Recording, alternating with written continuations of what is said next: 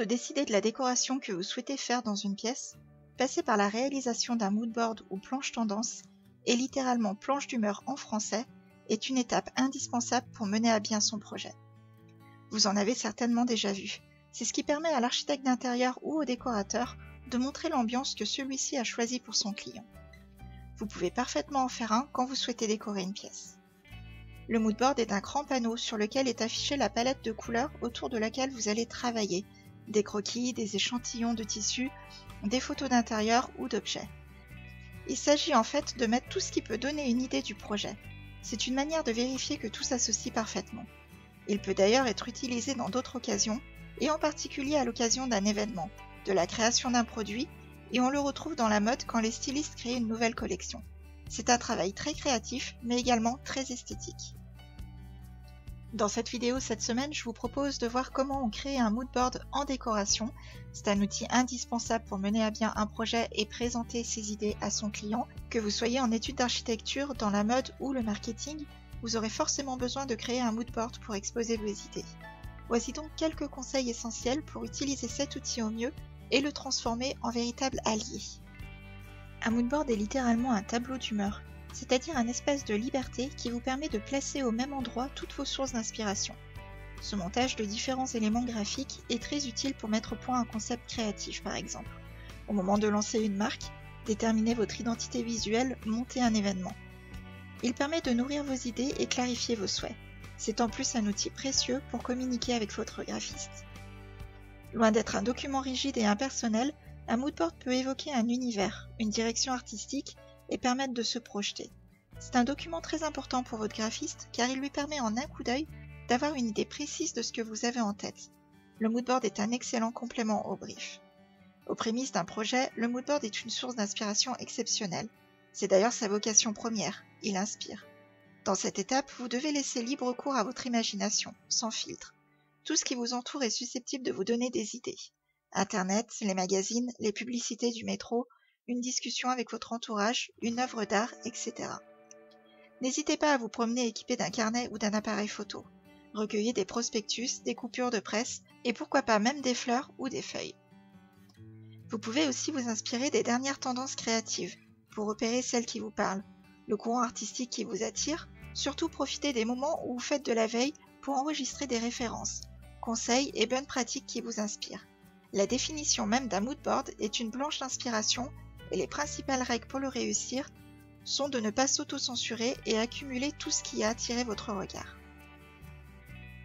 Après avoir rassemblé toute la matière nécessaire, il est temps de structurer vos idées, de faire un travail de sélection.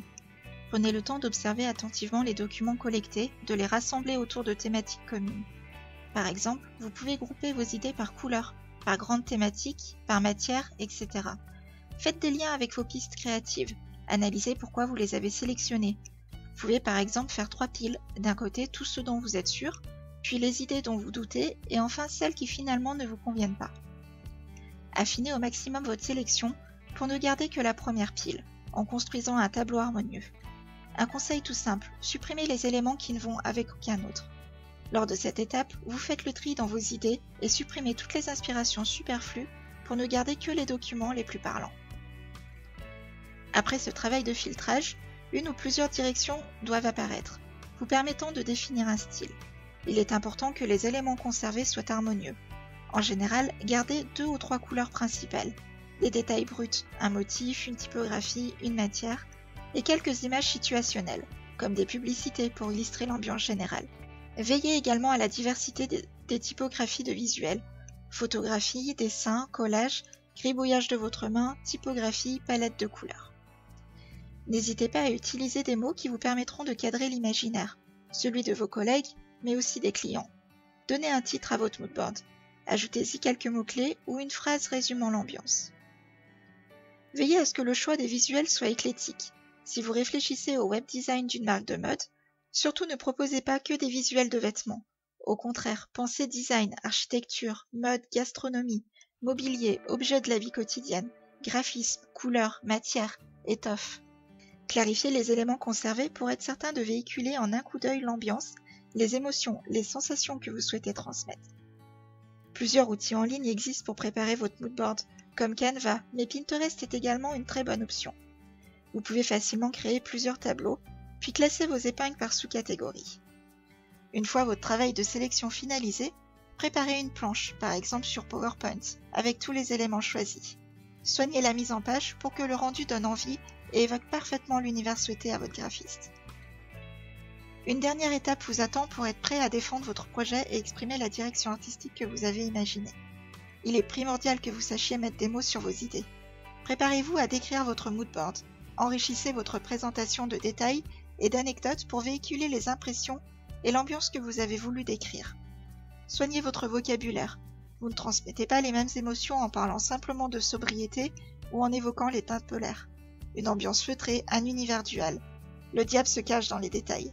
Enfin, n'hésitez pas à faire évoluer votre planche. Si vous travaillez par exemple sur un projet consistant, comme la création d'une marque ou d'une identité visuelle, n'hésitez pas à revenir sur votre moodboard et l'affiner en fonction des échanges avec votre créatif. Il y a 3 grands avantages à utiliser une planche d'ambiance lors de la réalisation d'un projet. D'une part, pour l'inspiration. On n'arrive pas toujours à canaliser notre imagination. Notre cerveau passe d'une idée à une autre en un rien de temps. C'est là qu'entre en jeu le moodboard. Il aide à retranscrire clairement le séisme de pensée qui a lieu dans notre tête. Une image en entraînant une autre, on finit par trouver une direction et créer un ensemble visuellement cohérent. Puis pour les recherches, savoir c'est pouvoir. En créant un moodboard, vous vous renseignez sur ce qui a été fait avant vous et sur les grandes tendances du secteur.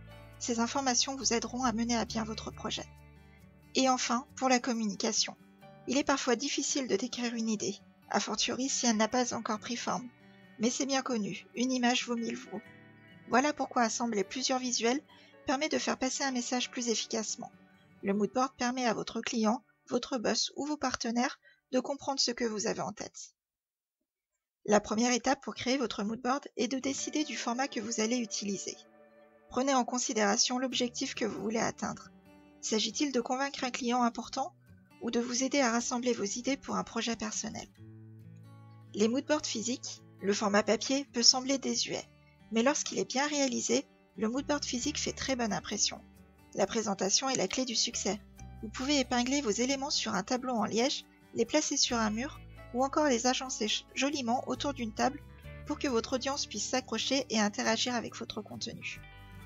Essayez d'être créatif et d'aller au-delà du découpage-collage. Ajoutez des objets à prendre en main, différentes textures, du mouvement, etc. Vous pouvez même utiliser d'autres sens, comme le toucher et l'odorat, afin de créer une expérience immersive et faire passer au mieux votre message. Les moodboards digitaux. Le format digital est plus classique mais incroyablement pratique. De nombreux outils peuvent vous aider dans votre tâche. On pense notamment à Milaton, Canva ou Adobe Spark. Demandez-vous si vous souhaitez utiliser plusieurs diapos ou une seule, ou encore si vous allez partager le fichier en ligne. Il est temps de retrousser vos manches et de mettre les mains dans le cambouis. Pour savoir quel contenu ajouter, pensez au sentiment que vous souhaitez véhiculer. Quel endroit exprime le mieux votre projet? Quelle association voulez-vous créer dans l'esprit de votre audience? Collectez toutes les images en lien avec votre sujet sans vous poser de questions. Illustration, cinéma, histoire, architecture, l'inspiration se trouve partout. Par exemple, le moodboard d'un restaurant japonais pourrait inclure une image de sushi, mais aussi des visuels moins évidents, comme de la porcelaine japonaise, un cerisier en fleurs, des champs de riz, du bambou, etc. Plus votre moodboard est diversifié, plus il sera intéressant. Allez faire un tour sur Pinterest, Dribbble ou Behance pour trouver de la matière. Le web sera votre meilleur allié. Pour autant, ne négligez pas vos expériences réelles. Photographiez les paysages qui vous inspirent ou découpez dans les magazines ce qui vous semble pertinent. Tout, absolument tout, peut devenir un élément clé de votre moodboard. Une fois vos recherches terminées, faites un tri. Y a-t-il des thèmes qui reviennent plusieurs fois? Quelles sont les couleurs qui ressortent? Groupez vos éléments pour en faire émerger une ou deux impressions. Alors que toutes les images d'un moodboard doivent raconter la même histoire, assurez-vous que chaque élément apporte quelque chose de nouveau. Choisissez des visuels diversifiés pour avoir une vision complète de votre sujet. Si vous avez plusieurs directions, n'hésitez pas à créer plusieurs tableaux. Ainsi, vous pourrez étudier différentes pistes en parallèle. Il n'est pas contradictoire de vouloir une atmosphère naturelle et zen pour un nouveau produit tout en conservant un côté urbain et novateur. Bien que l'essentiel du moodboard tourne autour des visuels, ajouter du texte peut vous aider à aller droit au but. Choisissez le bon endroit pour le faire et sélectionnez vos mots avec soin. votre paragraphe doit être court et apporter une valeur ajoutée à l'image. Par exemple, des photos de coton et de textile évoquent une ambiance cosy et naturelle. À cela peuvent s'ajouter quelques lignes pour expliquer comment ces valeurs sont connectées à la marque. La présentation est très importante. Cette étape est celle qui va transformer un amas de visuels en un moodboard inspirant et efficace. Il existe plusieurs méthodes de mise en page, voici les deux grandes catégories. La mise en page symétrique. Vous pouvez utiliser une organisation symétrique sous forme de grille pour donner à chaque image la même importance. La mise en page asymétrique. Vous pouvez donner plus de poids à certaines images en jouant sur la taille et la disposition. Agrandissez les visuels sur lesquels vous souhaitez mettre l'accent et placez-les au centre, puis disposez les autres autour selon leur niveau d'importance. Ayez à l'esprit que votre moodboard doit raconter une histoire. On peut le comparer à un bouquet de fleurs. Chaque élément participe à la construction d'une harmonie globale. C'est la juxtaposition de toutes les fleurs qui donne le rendu final et laisse une impression durable. De même, votre moodboard doit refléter un sentiment plus grand que toutes les photos prises individuellement. Il exprime votre projet créatif. Votre moodboard est fin prêt, mais avant de le présenter à votre client ou à vos équipes, n'oubliez pas de le tester. Si vous savez ce que vous avez en tête, ce n'est pas toujours clair pour tout le monde. Montrez votre chef-d'œuvre à vos proches et demandez-leur ce qu'ils en pensent. Est-ce qu'un élément semble déplacé? Comprennent-ils la vision générale? Si les critiques ne sont pas faciles à entendre, elles sont toutes bonnes à prendre. Ayez l'esprit ouvert et prenez en compte les avis que vous récoltez pour faire les changements adéquats. Créer un moodboard est un fantastique moyen de s'inspirer, recueillir des visuels évocateurs, élaborer un univers et partager son inspiration. Le moodboard vous fera certainement gagner un temps fou, car il permet de créer l'univers graphique d'un projet rapidement et de le partager visuellement. Il s'avère donc être une excellente référence de travail. Il permet d'éviter les confusions et les problèmes d'interprétation d'un concept ou d'une idée. Bref, rien de mieux pour commencer à travailler sereinement sur un projet. Il peut également être conçu et utilisé comme un élément graphique à partager avec votre communauté sur un blog, sur Instagram et les réseaux sociaux, ou sur Pinterest par exemple. Un moodboard tout fraîchement créé n'est pas à ranger dans un tiroir ou dans l'un de vos dossiers. Regardez-le, imprégnez-vous de cette planche pour vérifier qu'elle correspond bien à votre identité visuelle, à votre idée. Pourquoi ne pas l'afficher dans votre bureau ou l'utiliser comme fond d'écran sur votre ordinateur? Pensez le moodboard comme un outil évolutif. Gardez la possibilité de modifier la mise en page, d'ajouter une image, d'enlever un élément superflu, de rééquilibrer la mise en page. Un moodboard est vivant tant que vous êtes dans sa phase d'élaboration de votre univers. Voici 4 petits conseils pratiques pour un moodboard efficace. Premièrement, utilisez un format A3 papier ou digital. Le format A3 est plus adapté pour un moodboard. Ensuite, utilisez une base pour composer votre palette de couleurs. C'est grâce à votre sélection d'images que vous pourrez trouver votre palette de couleurs. Quelles sont les couleurs ressortant le plus dans vos éléments? La bonne gestion des espaces blancs est nécessaire pour ne pas étouffer votre création. Gardez des espaces blancs autour de chaque élément. Enfin, comptez une dizaine d'éléments visuels sur votre moodboard. Inutile de surcharger. Mieux vaut sélectionner et écrémer pour ne garder que le meilleur. C'est ce qui permettra notamment de véhiculer clairement vos idées sur ce bout de papier. Cette vidéo est maintenant terminée. Je vous remercie de l'avoir regardée jusqu'au bout et j'espère surtout qu'elle vous aura été utile si vous êtes en études de décoration, d'architecture ou bien dans la mode. En décoration, créer une planche d'ambiance au commencement d'un projet est absolument essentiel. Grâce à cet outil, vous parviendrez facilement à concevoir votre ambiance et cela vous évitera également des erreurs de style. Gardez à l'esprit que cet outil vous fera gagner un temps précieux dans l'élaboration de votre projet. Surtout, ne zappez pas cette étape. N'oubliez pas de vous abonner à la chaîne et d'activer la cloche de notification pour être averti des prochaines vidéos. Et nous, on se retrouve la semaine prochaine pour une nouvelle vidéo. À très bientôt!